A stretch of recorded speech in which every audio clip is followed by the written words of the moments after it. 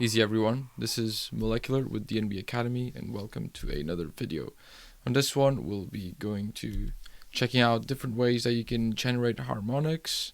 In this case we're going to be talking about harmonics in a bass sound, and I'll show you how you can take something that sounds a little bit boring, just a little sine wave sub. Just going to show you how you can take something that sounds like this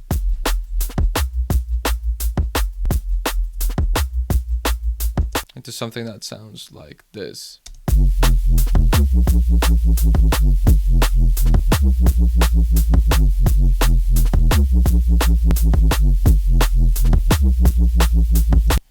Okay, cool. So that is just a demonstration. You can cater the sound to however you like it, and that is very, very important. So yeah, before we get started, don't forget to like, comment, and subscribe so we can keep making more of these videos. So yeah, let's get right into it. Let's see what we have right here. We just have a serum sine wave with a little bit of movement. I just have the note here, the note source input controlling the rate of the LFO, so the higher the note. It's a classic sort of old school drum and bass, sort of also Bristol sound sine wave, so it just oscillates a little bit more the higher in pitch you go. So this is just a sine wave, it's nothing else, just a little sine wave, no effects, no nothing. I'm just having a little bit of gain on the utility so it matches sort of more or less the same amount of loudness that we have from these other sounds. And now here, this is where it gets interesting. So I have all these different racks here, so we can choose between whichever sub we want. Let's start with the first one, the first method, which is FM. FM is basically frequency modulation, which means the pitch of another source, the pitch of the modulator is going to modulate the carrier, or the modulated sound. So there we go. In this example, we have oscillator B all the way turned down, and we have the oscillator B doing FM to oscillator A. FM sounds better for subs, in my opinion. It sounds better when you go higher in pitch with the modulator. So in this case, that would be oscillator B. That's why it's one octave higher. So this is how it sounds.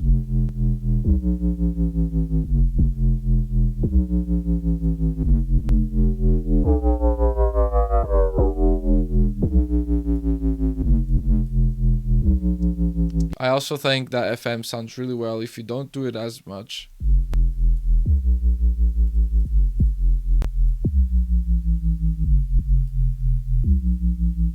And you pair it with a little bit of the movement as well.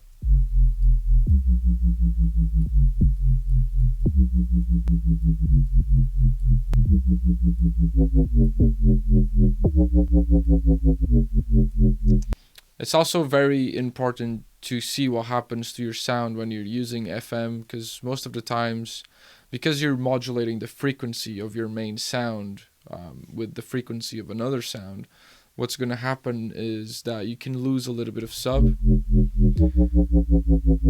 And in fact, we did lose a little bit of sub, especially if we go to lower pitches on the modulator.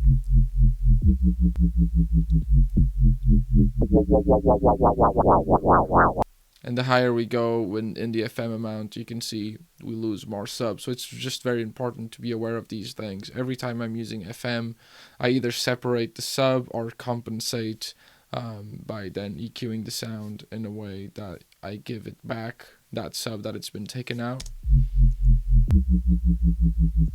Another way that I like to use FM is with a little bit of dimension or chorus and a little bit of distortion.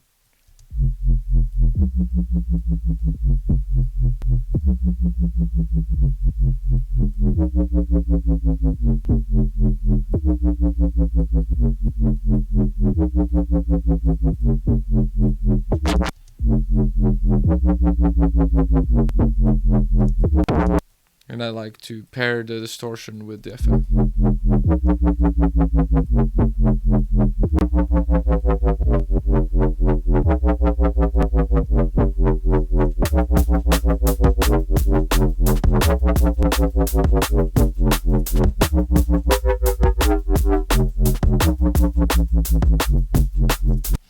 Okay, cool. So now let's move on to the next one, which is just distortion.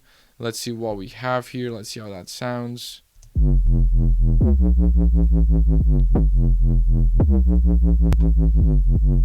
Just a little bit of sine shaper. Now, there are a lot of different types of distortion, and I really recommend that you go into them and what they do. I think you should start with even and odd harmonic distortion, or even and odd harmonic distortion. Basically, even harmonic distortion, it adds even harmonics. Odd harmonic distortion adds odd harmonics, and even and odd adds all of them, which makes it sound kind of like a saw wave, which has all of the harmonics just going down like that. We'll dive into that in a second when we talk about harmonics in a way to generate more harmonics when we go into the wave editor in Serum.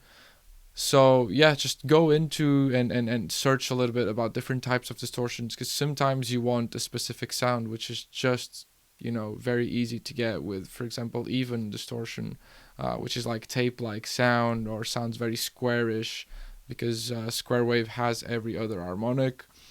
So if you want like a square wave type sound, it's very easy to get it with even harmonic distortion. If you want a more gritty sound, very gnarly one, you can go for like tube saturations or even and odd saturations, because they have all the harmonics. A sine shaper just basically does this to the wave. It kind of, you know, makes it go in sort of like waves. It doesn't have a sort of even and odd logic. It's just different. So it's very good for sine waves because they're super simple. But if you use a sine shaper on sounds that are not sine waves, it can get very messy. But if that's what you want to do, then do it. Yeah, so this is distortion. One thing that I like to do is pair multiple layers of distortion together, but just have them do slightly different things. So for example, we could have a rift here now.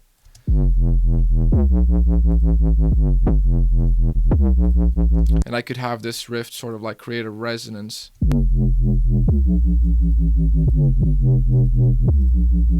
And I could have like a little bit.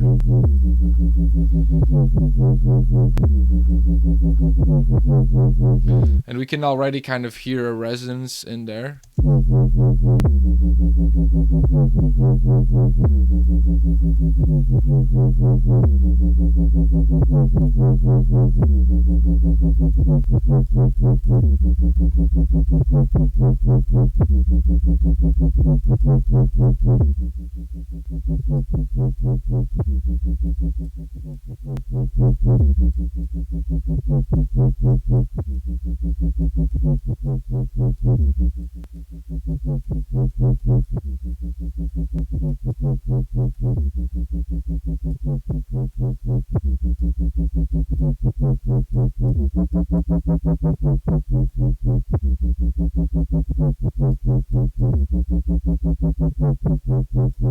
So now I could have this one, and I could have another instance after that. And I could go a little bit.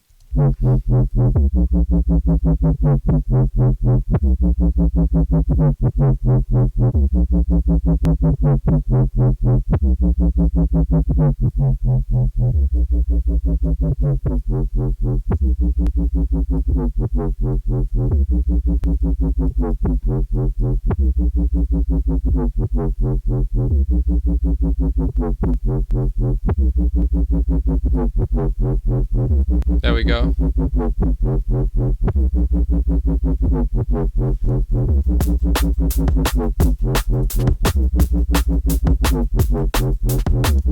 So as you can see, if you start pairing different types of distortions and just don't overdo it at every single stage, you can get some really, really cool results. Now let's move on to the Bitcrush. Again, just a simple sine, and I'm adding a little bit of white noise just because I love how sine waves and white noise interact when they're being Bitcrush. And same kind of logic from that distortion. This is something that I do a lot, just tiny little bits of bit reduction over time. So we have this first one. Just doing a little bit, really.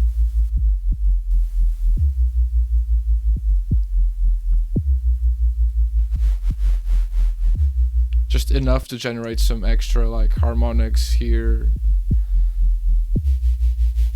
And then the third layer.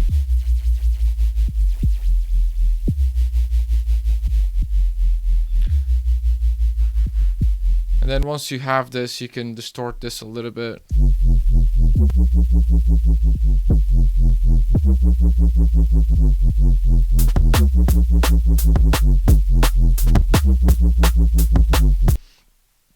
Okay, cool. So now let's move on to the last one, which is harmonics. Let's see how this sounds.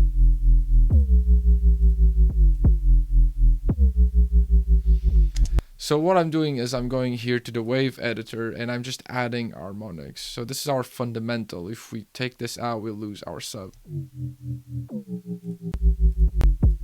So I'm just adding and making sure that we have our sub. And I'm adding a little bit of the second harmonic and a bit more of the third. This is one of my favorite sub harmonics. I really like this one. It just gives it that very nice square wave feeling and sounds amazing in the club. And then I'm just going with every other harmonic, so it's kind of following a sort of even harmonic vibe or sort of like square wave vibe. And then I have this odd one here, which if I boost up these two, they're gonna sound a bit weird. It's almost like they're out of tune. So I just have like a little bit of them just to make it sound different. It's not like any plugin will have something that will instantly make your sound like this. I could add a little bit of this one.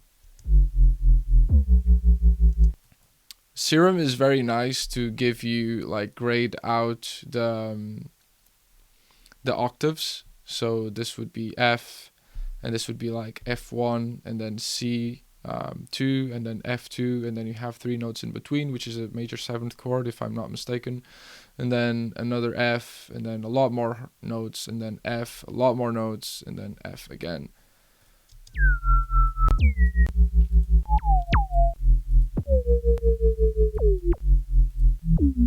So this is totally in key.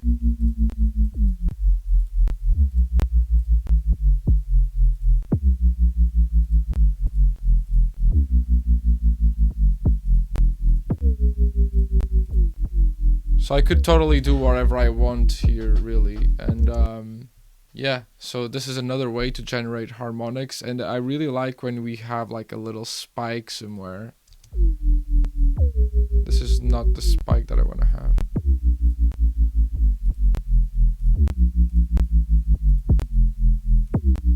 Probably gonna go for that. And then when you start distorting this,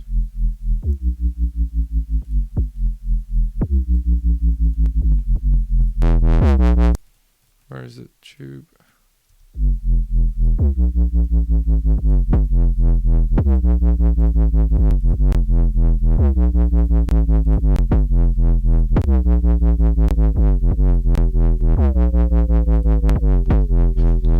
So it's all about, in the end, it's all about pairing all these different types of methods that you can use to generate harmonics and pairing them in different ways. Normally I do a little bit of wave editing, a little bit of FM, which is then going to be followed by some distortion most likely.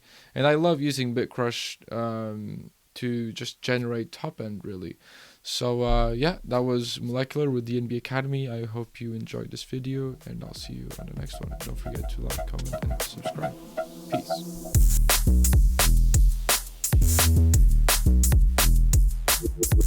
Peace.